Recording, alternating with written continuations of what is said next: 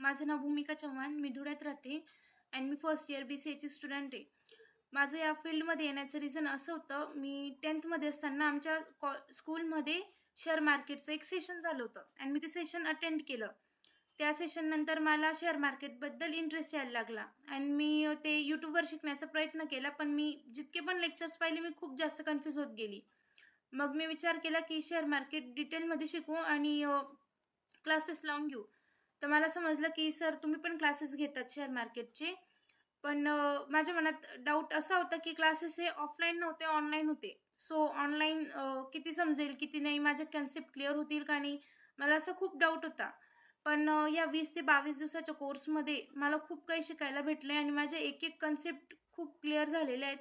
मला शेअर मार्केटबद्दल zero knowledge होतं. पण हा कोर्स जॉइन केल्यानंतर मी सपोर्ट काय असतं, रेझिस्टन्स काय असतं, खूप काही शिकली मी या कोर्समध्ये.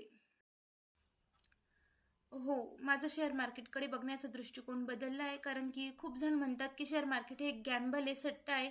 पण मी या कोर्सनंतर खूप क्लिअर आहे, की शेअर मार्केट एक बिझनेस आहे आणि मी स्वतः Google शीटवर काम केलं आहे. तर मला ते करताना समजलं, की अशा खूप कंपन्या आहेत, की त्यांनी मोजक्या 1 ते दीड महिन्यात 30% ते 40% रिटर्नसुद्धा दिलं आहे.